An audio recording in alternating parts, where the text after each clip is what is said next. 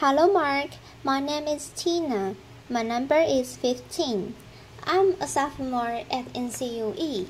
Today, I'm going to read a speech called Why the Best Hire Might Not Have the Perfect Resume by Regina Hartley.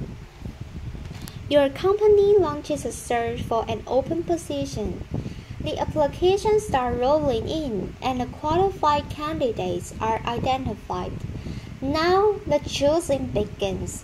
Person A, Ivy League, 4.0, flawless resume, great recommendations, all the right stuff. Person B, state school, fair amount of job hopping and odd jobs like cashier and seeing watches. But remember, both are qualified. So I ask you, who are you going to pick? My colleagues and I created very official terms to describe two distinct categories of candidates. We call A the silver spoon, the one who clearly had advantages and was destined for success, and we call B the scraper, the one who had to fight against tremendous odds to get to the same point. You just heard a human resources director refer to people as silver spoons and scrapers later, which is not exactly politically correct and sounds a bit judgmental. But before my human resources certification gets revoked, later, let me explain. A resume tells a story, and over the years, I've learned something about people whose experiences read like a patchwork quilt. It makes me stop and fully consider them before tossing their resumes away. A series of odd jobs, many indicate inconsistency, lack of focus, unpredictability, or it may signal a committed struggle against obstacles. At the very least, the scraper deserves an interview. To be clear, I don't hold anything against a silver spoon. Getting into and graduating from an elite university takes a lot of hard work and sacrifice. But if your whole life has been engineered towards success, how will you handle the tough times?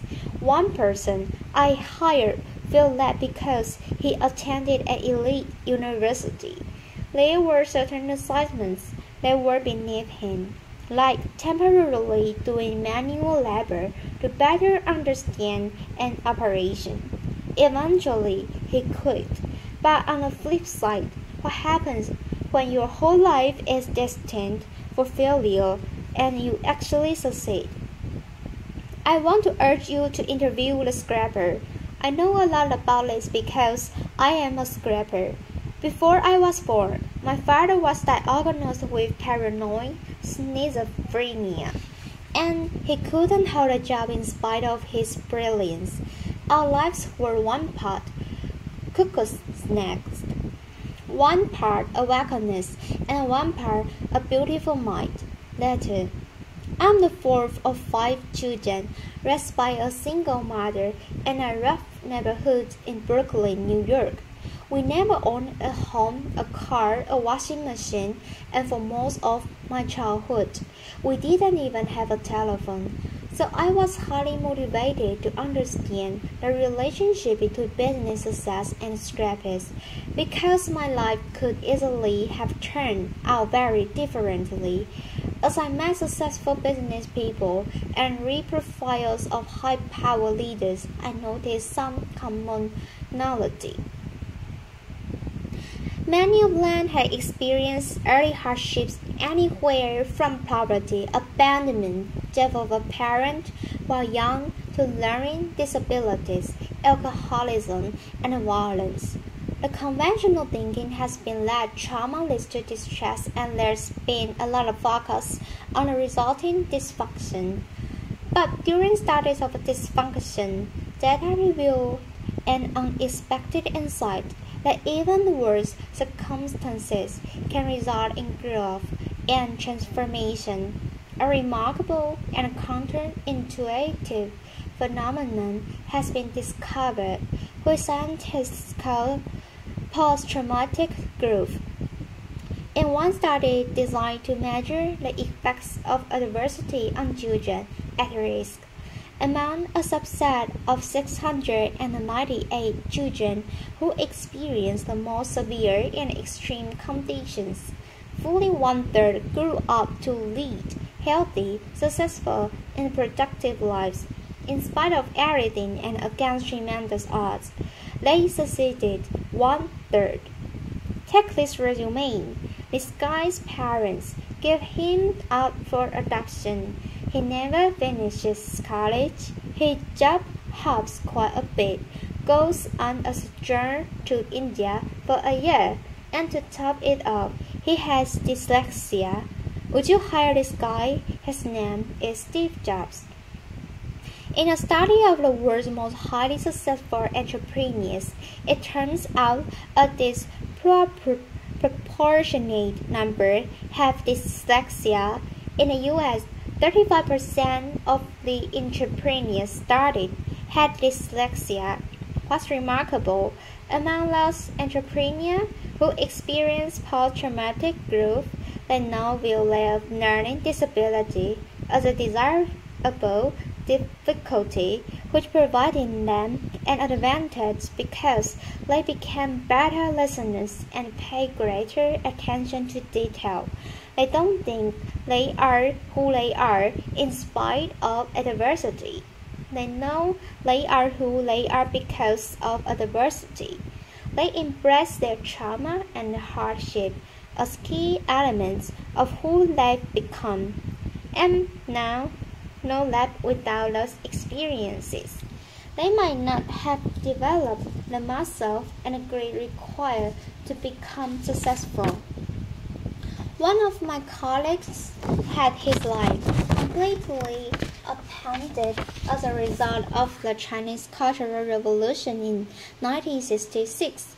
At age 13, his parents were relocated to the countryside.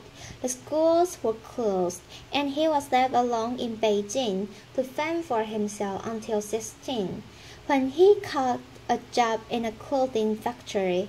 But instead of accepting his fate, he made a resolution that he would continue his formal education.